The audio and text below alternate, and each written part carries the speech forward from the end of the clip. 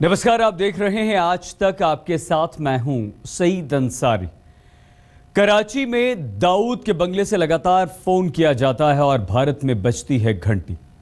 D company से जुड़े phone की वो घंटी महाराष्ट्र की सत्ता के गलियारों में घनघनाया करती थी। हो सकता हो आप इस पर विश्वास न करें, लेकिन सबूत ये बताते हैं कि कराची से आ रही फोन की उस घंटी का कनेक्शन दाऊद की मिनिस्टर कंपनी से था।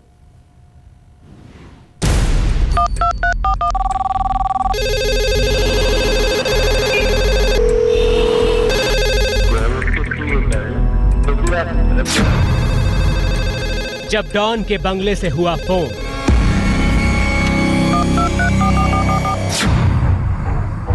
मुंबई में उठा विवादों का तूफान।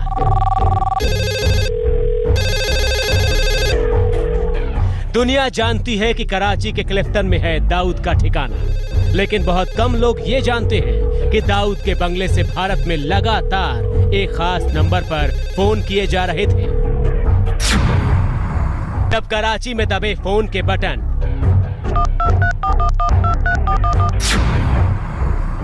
बज उठी महाराष्ट्र के मंत्री की घंटी। दुनिया जानती है कि कई मुल्कों में दाऊद के बड़े कनेक्शन हैं, लेकिन बहुत कम लोग ये जानते हैं कि अंडरवर्ल्ड के सबसे बड़े सरगना के घर से किया गया फोन महाराष्ट्र के रसूखदार मंत्री तक भी पहुंच रहा था। दाऊद के घर से फोन होते रहे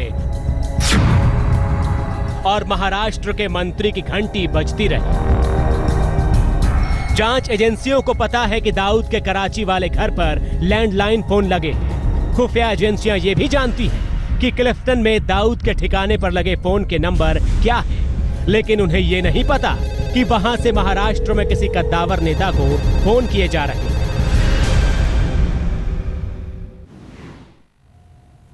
अंडरवर्ल्ड डॉन दाऊद इब्राहिम के कराची वाले बंगले में जो फोन लगे हैं, उनसे लगातार भारत में कॉल्स किए जाते हैं। आज तक ने यह पड़ताल की कि दाऊद के घर में लगे 4 लैंडलाइन नंबरों से महाराष्ट्र के राजस्व मंत्री एकनाथ खड़से के नंबर पर कॉल किए गए। अब महाराष्ट्र सरकार ने इस मामले पर जांच के आदेश दिए हैं। क्या वाकई दाऊद के संपर्क में है महाराष्ट्र के बड़े नेता?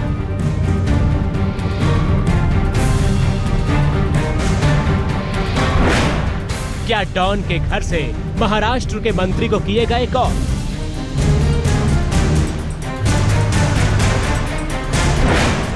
क्या दाऊद के घर से एकनाथ खड़से को किया गया फोन?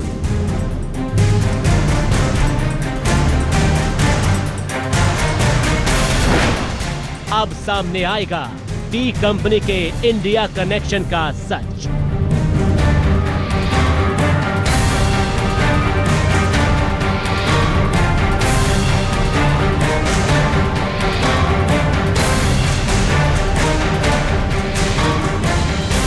आज तक ने आपको दिखाया था कि कैसे अपना पता, ठिकाना और हुलिया बदलने के बाद भी अंडरवर्ल्ड डॉन की घंटी भारत में बज रही है। आज तक ने आपको दिखाया था कि कैसे दाऊद के कराची वाले घर से भारत में कई नंबरों पर फोन किए जा रहे हैं। आज तक ने आपको ये भी दिखाया था कि कराची के क्लिफ्टन वाले बंगले के लैंडलाइन से भारत में जिन नंबरों पर फोन किए गए, उनमें एक नाम महाराष्ट्र के एक बड़े नेता का है।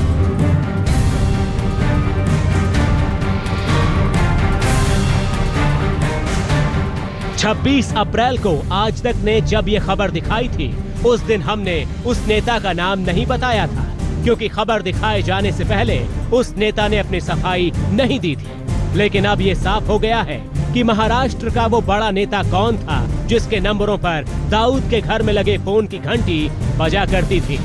जी हाँ, कराची के क्लिफ्टन से भारत में जिन नंबरों पर फोन कॉल किए गए, उनमें एक नंबर महाराष्ट्र के राजस्व मंत्री एकनाथ खड़से के नाम पर था। आज तक की पड़ताल से यह भी साफ है कि दाऊद के घर से उस खास नंबर पर एक बार नहीं, कई बार फोन किए गए। अब ये सच सामने आ जाएगा कि क्या वाकई दाऊद के कराची वाले घर पर लगे लैंडलाइन नंबरों से एकनाथ खड़से यानी महाराष्ट्र के राजस्व मंत्री को फोन किए गए, क्योंकि महाराष्ट्र सरकार ने जांच के आदेश दे दिए हैं। खड़से ये भी कह रहे हैं कि हो सकता है कि उनके सिम कार्ड की क्लोनिंग कर किसी ने जानबूझकर इस तरीके से उन्हें फंसाने की कोशिश की होगी। अब उन्होंने महाराष्ट्र के मुख्यमंत्री को कहा है कि इस मामले की जांच करें। आम आदमी पार्टी की भी यही मांग है। इसी के आधार पर आखिरकार मुख्यमंत्री ने जांच के आदेश दिए हैं और उम्मीद है कि मुंबई क्राइम ब्रांच जो इस बात की जांच कर रही है, जल्द ही इस बारे में कोई रिपोर्ट लेकर सामने आएगी। दरअसल आज तक की खबर दिखाए जाने के बाद विरोधियों ने महाराष्ट्र में सत्तारूढ़ बीजेपी को घेरा। आम आदमी पार्टी ने मुद्दे को लेकर मुख्यमंत्री से मुलाकात की और जांच की मांग की। अगर हमारे स्टेट का रेवेन्यू मिनिस्टर झूठ बोलता है, अगर वो अपने प्रेस नोट में झूठ बोलते हैं, कैमरा पे झूठ बोलते हैं, तो हमारी ये मांग है कि उनका तुरंत इमीडिएटली रेजिग्नेशन आना चाहिए।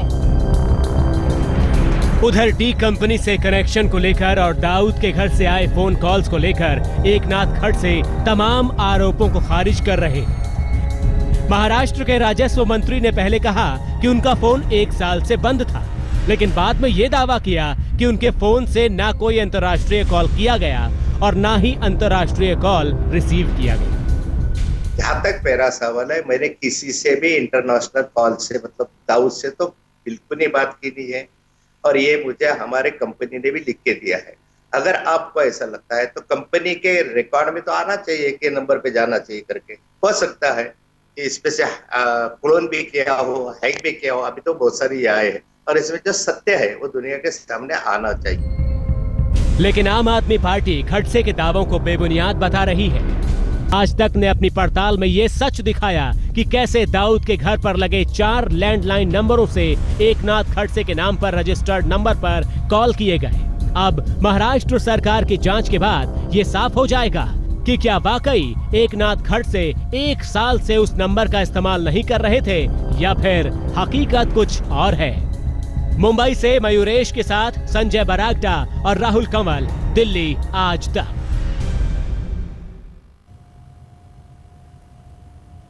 महाराष्ट्र के राजस्व मंत्री एकनाथ खड़से अब विवाद में हैं। डॉन के घर से कॉल्स को लेकर अब अपनी सफाई दे रहे हैं। एकनाथ खड़से ने आज तक से बातचीत में सारे आरोपों को बेबुनियाद बताया।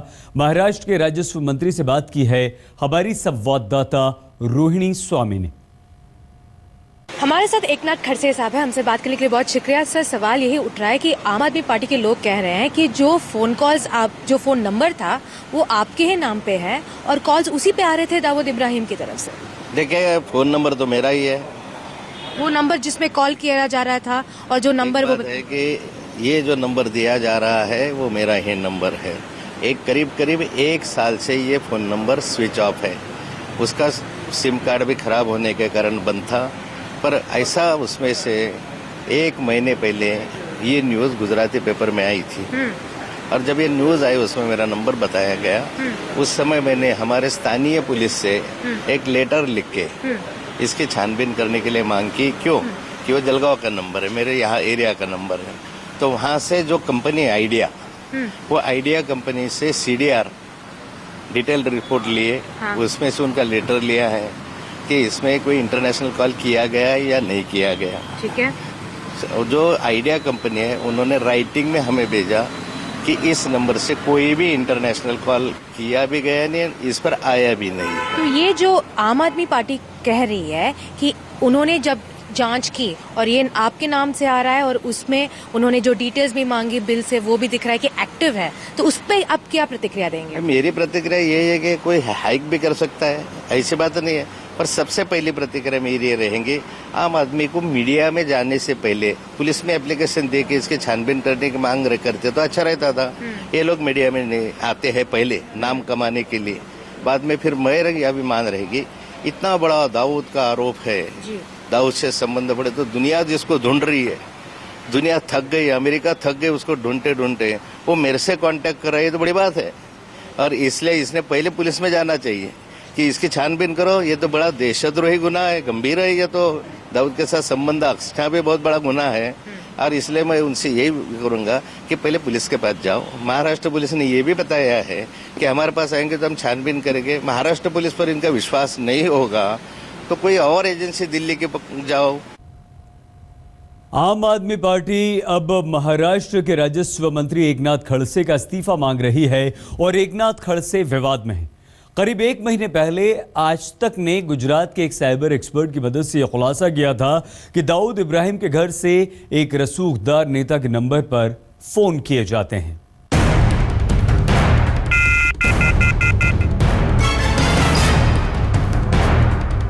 भले ही पाकिस्तान में रहता है इंडिया का मोस्ट वांटेड दाऊद इब्राहिम, लेकिन आज तक की पड़ताल ही कहती है कि आज भी लगभग हर रोज भारत में किसी हाई प्रोफाइल शख्स के यहाँ बजती है डॉन के फोन की घंटी। करीब 1 महीने पहले आज तक ने जो खुलासा किया, उसके मुताबिक दाऊद के कराची वाले बंगले में लैंडलाइन नंबरों से भारत के 5 नंबरों पर लगातार कॉल्स किए गए।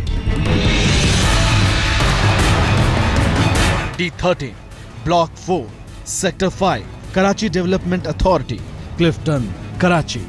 कराची के इसी घर में रहता है दाऊद इब्राहिम और इसी घर में लगे हैं 4 लैंडलाइन नंबर।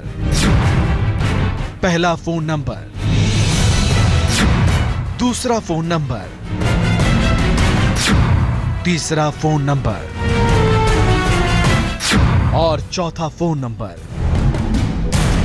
ये बात अलग है कि वो सारे के सारे लैंडलाइन नंबर दाऊद की बेगम महजबीन शेख के नाम पर रजिस्टर्ड हैं। पाकिस्तान के टेलीकम्युनिकेशन कंपनी लिमिटेड यानी PTCL के इन्हीं 4 नंबरों से दाऊद का इंडिया कनेक्शन बिल्कुल फिट रहता है। दरअसल आज तक के हाथ इन 4 फोन नंबरों के पूरे बिल लगे हैं। ये बिल पिछले साल 5 सितंबर से इस साल 5 अप्रैल तक के हैं। ये 5 सितंबर 2015 से 5 अप्रैल 2016 तक के नंबर। आज तक ने जब इन 4 नंबरों में से एक नंबर यानी इस नंबर की पड़ताल कर 10 सबसे ज्यादा किए गए नंबरों पर किए फोन कॉल्स को परखा तो 5 फोन नंबर भारत के थे, 4 संयुक्त अरब अमीरात के और 1 नंबर ब्रिटेन की एक प्रमुख अंतर्राष्ट्रीय बैंक का था। मुंबई का किंग कौन? दाऊद इब्राहिम ने अरसे तक मुंबई के अंडरवर्ल्ड पर राज किया है और आप ये जानकर हैरान रह जाएंगे कि दाऊद का आज भी मुंबई से नाता बरकरार है। जिन नेताओं से दाऊद की बात करने के सबूत फोन बिल्स के जरिए मिले हैं, उनमें महाराष्ट्र के राजस्व मंत्री एकनाथ खड़से भी हैं। आज तक के पास मौजूद दाऊद के घर के लैंडलाइन वाले बिल्स बताते हैं कि कराची से किए गए फोन की घंटी उस नंबर पर भी बजती थी जो एकनाथ खड़से के नाम पर रजिस्टर्ड है। लेकिन आरोपों पर महाराष्ट्र के मंत्री की दलील अजीबोगरीब है। कभी फोन के 1 साल से बंद होने का दावा तो कभी फोन के क्लोन होने का दावा, लेकिन मंत्री के पास इस बात का जवाब नहीं है कि जब फोन बंद था तो बिल कैसे आते रहे। मुंबई से साहिल जोशी के साथ संजय बरागटा और राहुल कंवल, दिल्ली आज तक।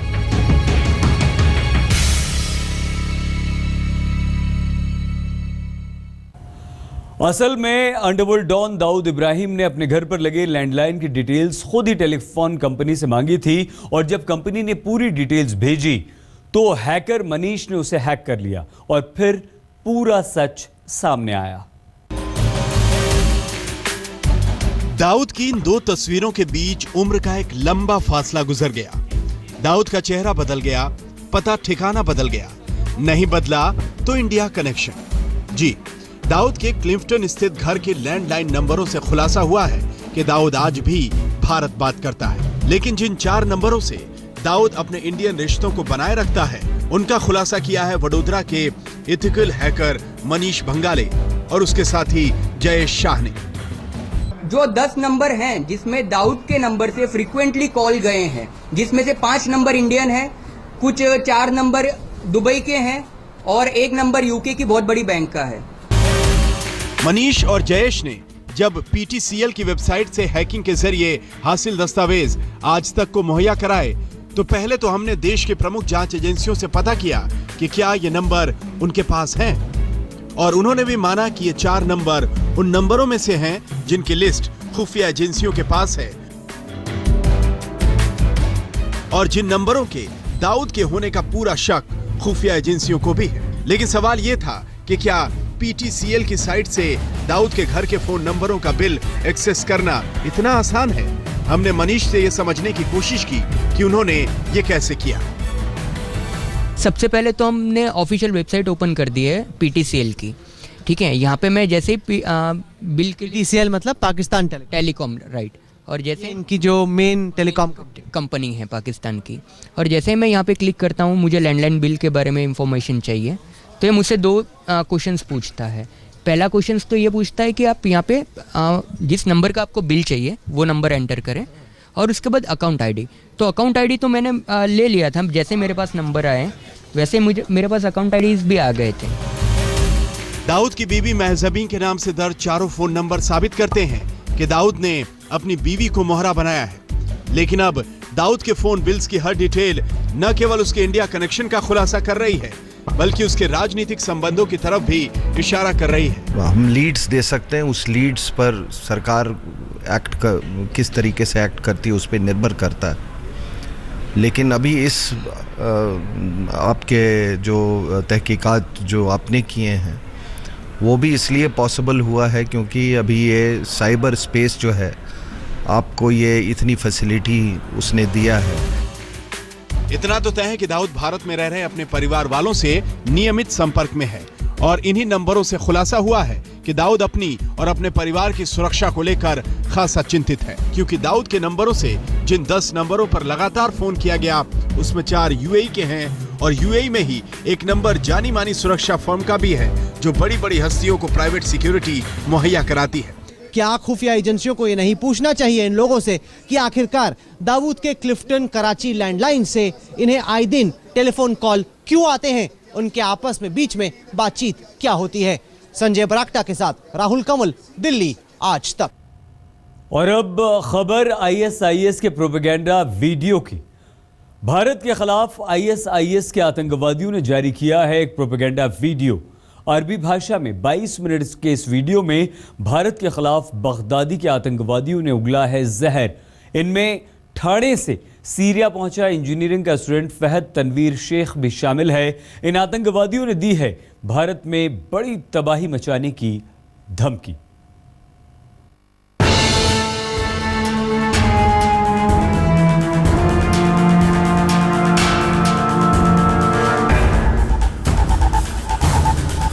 हाँ, हम आएंगे, जरूर आएंगे, लेकिन तलवार लेकर आएंगे, तुम सबको ज़बह करने आएंगे। हम बाबरी मस्जिद का बदला लेने आएंगे। हम गुजरात के, कश्मीर के और मुजफ्फरनगर के मजलूमों का बदला लेने आएंगे। भारत में कसा ISIS संदिग्धों पर शिकंजा, तो ISIS ने उगला भारत के खिलाफ जहर। हिंदुस्तान को ISIS की कीदड़ भभकी, भारत के खिलाफ ISIS का जहरीला वीडियो। शरीअत रब्बिना नूरुन बिही नस्मु अला नज्मी। भारत में ISIS के संदिग्धों पर जांच एजेंसियों का शिकंजा कसा, तो बौखला गया आतंकी सरगना बगदादी। हद तो ये हो गई, हमारे दीन का मजाक और हमारे नबी मोहम्मद सल्लल्लाहु अलैहि वसल्लम की गुस्ताखी की जा रही है। बगदादी के आतंकियों ने भारत के खिलाफ जारी किया है प्रोपेगेंडा वीडियो। इस वीडियो में भारत से ISIS में शामिल आतंकियों को दिखाया गया है जो भारत के खिलाफ उगल रहे हैं जहर, दे रहे हैं धमकी। और हम तुमसे उस वक्त तक लड़ते रहेंगे जब तक कि हिंदुस्तान से शिर्क का खात्मा नहीं हो जाता और सारा का सारा दिन सिर्फ अल्लाह ही के लिए ना हो जाए। इनमें ठाणे से सीरिया पहुंचा इंजीनियरिंग का छात्र फहद तनवीर शेख भी शामिल है। हाँ, हम आएंगे, जरूर आएंगे, लेकिन तलवार लेकर आएंगे, तुम सबको ज़बह करने आएंगे। हम बाबरी मस्जिद का बदला लेने आएंगे। हम गुजरात के, कश्मीर के और मुजफ्फरनगर के मजलूमों का बदला लेने आएंगे। 22 मिनट के वीडियो में भारत को धमकी। शुक्रवार को ऑनलाइन वीडियो जारी किया। वीडियो में ठाणे का इंजीनियरिंग छात्र फहद तनवीर शेख भी है। वीडियो में फैद अपना नाम अबू अम्र अल हिंदी बता रहा है और उसकी मीडिया फैला रही है कि हम तुम्हें यहाँ परेशान। इस्लाम के नाम पर लोगों को गुमराह करने और भड़काने वाले इस वीडियो में तनवीर के दूसरे साथी भी उगल रहे हैं जहर। ISIS के ये आतंकी दे रहे हैं भारत में बड़ी तबाही की धमकी। And I would like to let the kuffar know that if they indeed claim themselves to be smart, and intelligent, spending immense amount of money researching and trying to find out what we really want, then I would like to let them know with 3 options and that they can choose between one of them. That they either accept Islam, or that they pay jizya, or that they get prepared to be slaughtered. मैं हुकूमत हिंद से कहना चाहूँगा कि वहाँ पर होने वाले मुसलमानों पर एक एक जुल्म का बदला लेंगे। क्या तुम्हें बॉम्बे के ट्रेन के सीरियल ब्लास्ट याद नहीं? क्या तुम्हें गुजरात के सीरियल ब्लास्ट याद नहीं? क्या तुम दिल्ली की तबाही को भूल गए? क्या तुम्हें जयपुर की तबाही याद नहीं? अल्लाह की कसम, इस्लाम एक दिन के लिए भी अमन का मजहब नहीं था। बिलाशुबा ISIS के भारत विरोधी इस प्रोपेगेंडा वीडियो में तनवीर शेख और उसके साथी भारत के खिलाफ जहर उगलने के साथ ही इस्लाम की भी गलत तस्वीर पेश कर लोगों को भड़का रहे हैं। आपको बताते हैं कि भारत के खिलाफ जहर उगलने वाला ये फहद तनवीर कौन है। महाराष्ट्र के ठाणे का रहने वाला, सिविल इंजीनियरिंग की पढ़ाई छोड़ ISIS में शामिल। साल 2014 में इराक गया, जहां से सीरिया पहुंचा। कल जारी वीडियो में भारत को धमकी दे रहा है तनवीर। वीडियो में भारत में आतंकी हमले करने की धमकी दे रहा है तनवीर। तनवीर का साथी अरीब माजिद वापस लौट आया था। फिलहाल NIA के शिकंजे में है तनवीर का साथी अरीब। इस वीडियो में आतंकियों की बौखलाहट साफ जाहिर है। सरकार ने इसे आतंकियों की हताशा करार देते हुए कहा है कि भारतीय मुस्लिम ISIS के किसी फरेब में नहीं फंसने वाले। आप इस देश को सुरक्षित रखने के लिए जितने भी प्रभावी कदम हो सकते हैं वो हम लोग वो सब सारे कदम उठा रहे हैं। और मैं मानता हूं कि समस्त भारतवासियों के अंदर एक सेंस ऑफ कॉन्फिडेंस है, एक आत्मविश्वास का भाव है। और यहाँ पर जितने भी जाति, धर्म, मजहब के मानने वाले लोग हैं, सभी लोग एकजुट होकर जो भी आतंकवादी ताकतें हैं उन आतंकवादी ताकतों का मुकाबला करें। भारत के मुसलमानों का बिल्कुल इस तरह का कोई रुझान नहीं है कि इस तरह का गतिविधि इस देश में करे। 1-2 लोग कोई कर सकते हैं, लेकिन समाज पूरा इस तरह का कोई इसमें विश्वास नहीं है, बिल्कुल नहीं है। जो अलर्ट करना है वो तो इंटेलिजेंस का मामला है, वो तो मैं जिक्र नहीं कर सकता हूँ, और जो करना चाहिए वो तो करेंगे ही। एक्सपर्ट्स भी मानते हैं कि पिछले करीब 1 महीने में NIA और पुलिस ने देश भर में ISIS के जो 50 के करीब संदिग्धों को पकड़ा है, उससे आतंकियों में हताशा और बौखलाहट है। ये बिल्कुल जबरदस्त प्रोपेगेंडा है, सारी दुनिया जानती है और ISIS खुद जानता है कि इस समय ISIS कंप्लीटली अंत की तरफ बढ़ रहा है। हिंदुस्तान में अपनी जड़ें जमाने के फिराक में जुटा आतंकी संगठन ISIS भारतीयों को ही मोहरा बना रहा है, लेकिन अपने नापाक मंसूबों में नाकाम रहने पर अब आतंकी संगठन ले रहा है गीदड़ भभकियों का सहारा। आज तक ब्यूरो।